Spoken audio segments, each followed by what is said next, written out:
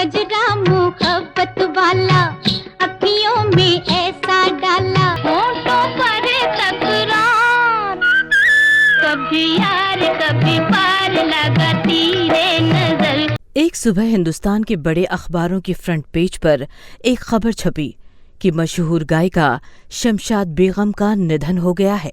खबर के बाद हड़कंप मच गया क्योंकि खबर झूठी निकली। अखबारों ने अगले दिन इसका खंडन कर दिया। सवाल उठा कि आखिर कैसे हुई इतनी बड़ी गलती। पता चला कि मौत बेगम छमिया की हुई थी। कौन थी बेगम छमिया और क्या था गायिका शमशाद बेगम की मौत की खबर से उनका संबंध, बताएंगे आपको। बस आप कीजिए थोड़ा इंतजार और देखते रहिए ब्लैक एंड व्हाइट।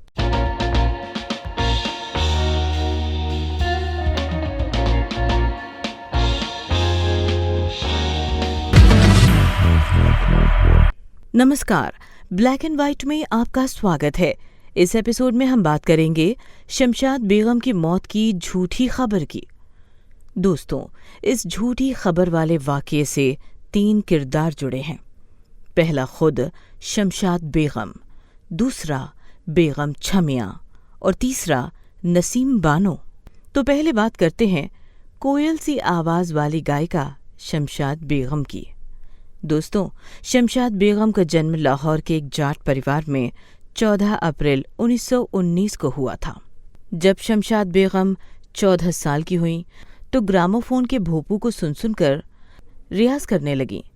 5वीं क्लास तक स्कूल में प्रार्थना शमशाद बेगम से ही गवाई जाती थी। किसी दिन ये तमाशा मुस्कुरा कर हम भी देखेंगे। एक दिन संगीतकार गुलाम हैदर ने उनकी आवाज सुनी तो रिकॉर्ड कंपनी जेनाफोन से बात करके शमशाद बेगम से एक पंजाबी गीत रिकॉर्ड करवाया। उस वक्त शमशाद बेगम की उम्र 12 साल की थी। जेनाफोन कंपनी को शमशाद बेगम की आवाज इतनी पसंद आई कि उन्होंने शमशाद बेगम की आवाज में 200 गाने रिकॉर्ड कर लिए।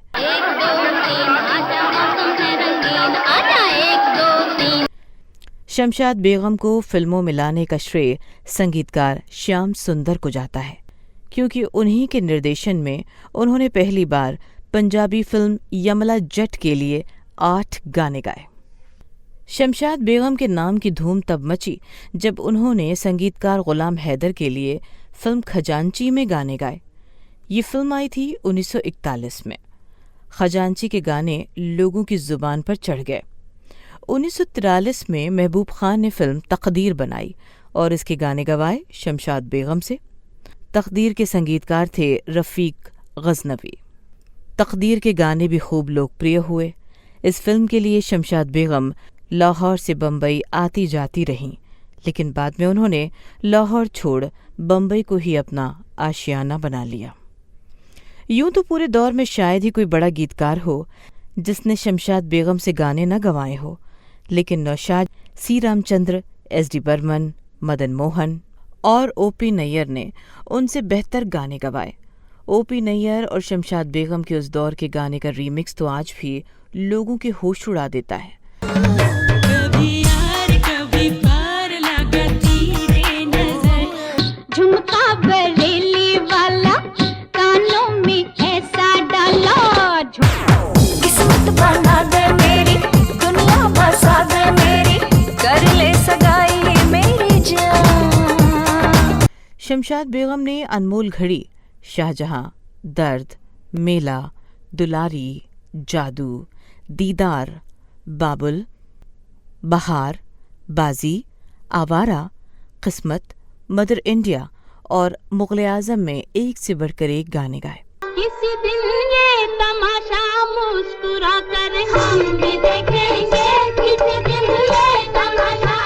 शमशाद बेगम ने कुल मिलाकर 1600 गाने गाए। दूर कोई गाए धुन ये सुनाए, तेरे बिन चलिया रे। तो हुआ ये कि 10 अगस्त 1998 को राष्ट्रीय अखबारों ने पहले पन्ने पर शमशाद बेगम की मौत की खबर छाप दी। खबर छपने के बाद गायिका शमशाद बेगम के घर पर उनके चाहने वालों के फ़ोन आने शुरू हो गए। पता चला कि खबर गलत है। बाद में ये भी पता चला कि मौत तो भारतीय सिनेमा की फर्स्ट फीमेल सुपरस्टार बेगम नसीम बानो की मां की हुई है, जो बेगम छमिया के नाम से मशहूर थीं।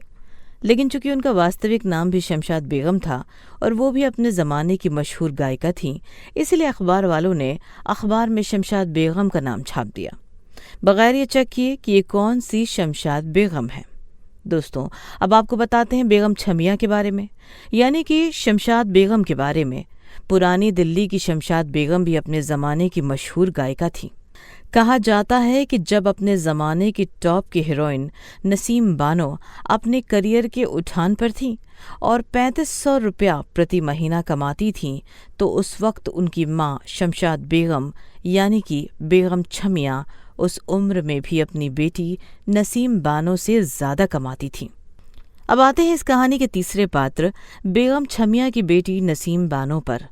जानकारों का मानना है कि अखबार वालों से जो गलती हुई उसके पीछे एक वजह ये भी थी कि छमिया बेगम बहुत बड़ी अभिनेत्री नसीम बानो की मां थीं।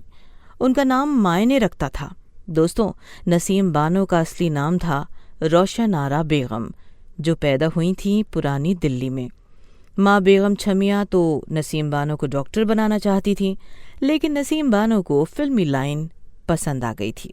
कहा जाता है कि जाने माने फिल्मकार सोहराब मोदी ने जब नसीम बानो को अपनी फिल्म हेमलेट में काम करने का मौका दिया, तो नसीम बानो की मां छमिया बेगम ने नसीम बानो को फिल्मों में काम करने की इजाज़त नहीं दी।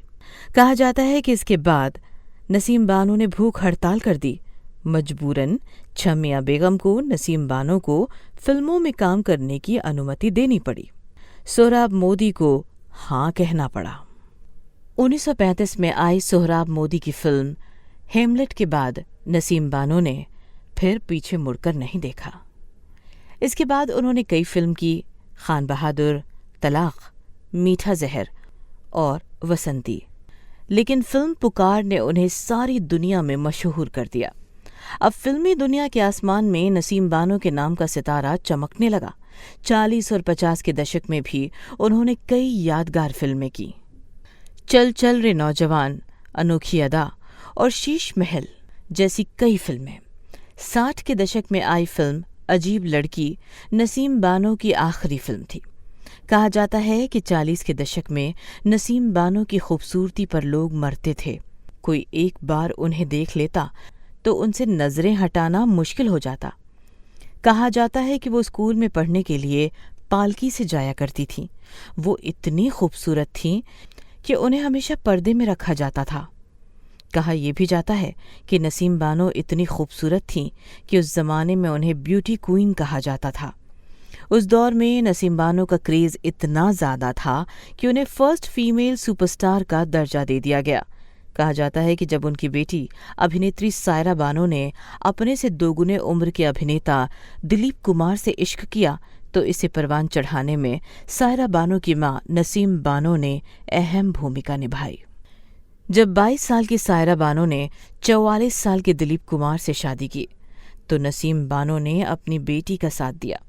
दिलीप कुमार भले ही सायरा बानो से दोगुनी उम्र के थे, लेकिन दिलीप कुमार 4 जुलाई 1916 को जन्मी अपनी सास यानी कि नसीम बानो से मात्र 5 साल छोटे थे। इस एपिसोड में आज बस इतना ही।